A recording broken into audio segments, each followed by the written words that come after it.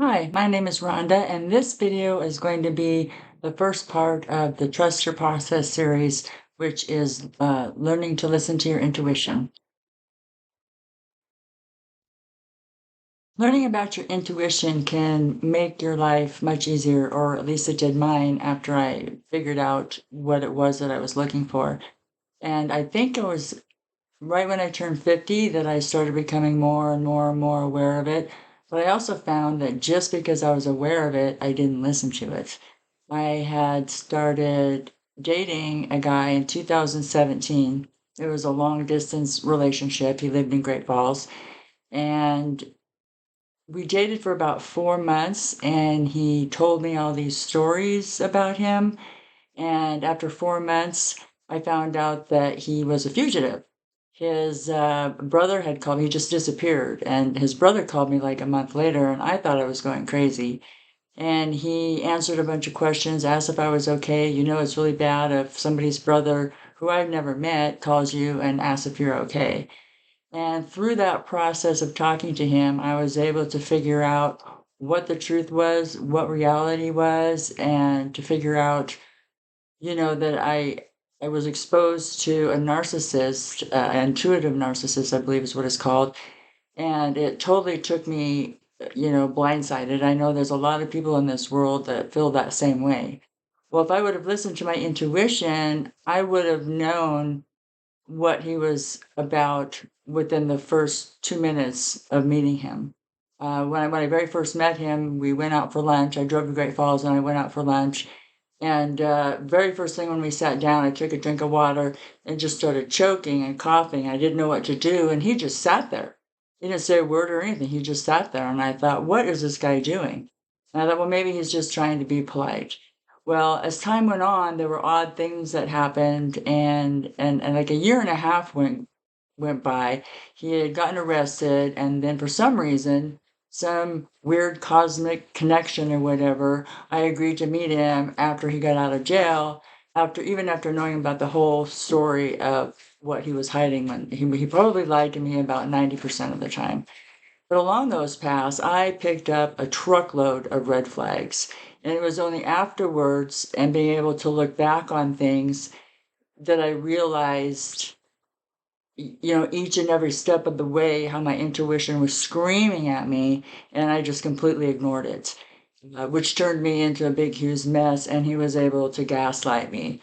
I mean, this guy was so disturbed that after I broke up with him, he, hacked into my credit cards and he hired these white vans to stalk me. So if you want people to think that you're crazy, get a hold of the police and tell them, the white vans are following you. And the only thing the police did was to tell me to protect myself. And so I guess I took that to heart, that, to protect myself, because I thought, how am I going to protect myself? How am I going to protect myself from this happening in the future? And it really was a pivotal point in time for me to explore that a little bit more, especially as I realized, once I figured out with this guy what he looked like when he was lying, which was all, excuse me, all the time. I was able to go back and put in different scenarios from the past and kind of reframe them and figure out when he was lying to me, which was a lot. And even like stupid little tricks he would play on me, but it was, I had to think back to be able to figure out what I ignored.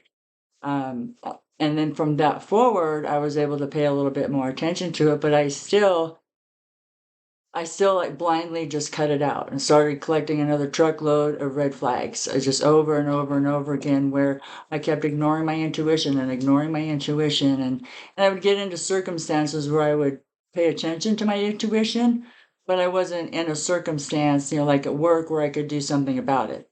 There at work, there was an employee who was the most incompetent person I've ever worked with, and they hired him, and he actually stayed there for a year, but I had to deal with him and put up with him for a year, even though the very first day that he walked into my office, I literally became nauseous. It was crazy.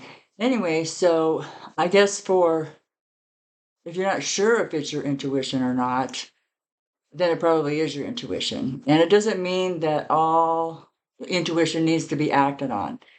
if you take some time, not all of it is meant to be acted on. You take time and you think about things. It's just when you get that big, big, big click that that that's it, and that's part of learning to trust yourself too. I have a thing where for some reason, whenever I hear something on the radio or hear somebody say something, if the universe wants me to know that it's absolute truth, I'll get the goosebumps. And so I know immediately at that point in time that whatever was just said is absolute truth. And I have to believe it. Even as unusual of some of the things that, have happened, I still believe it because I know that I trust that.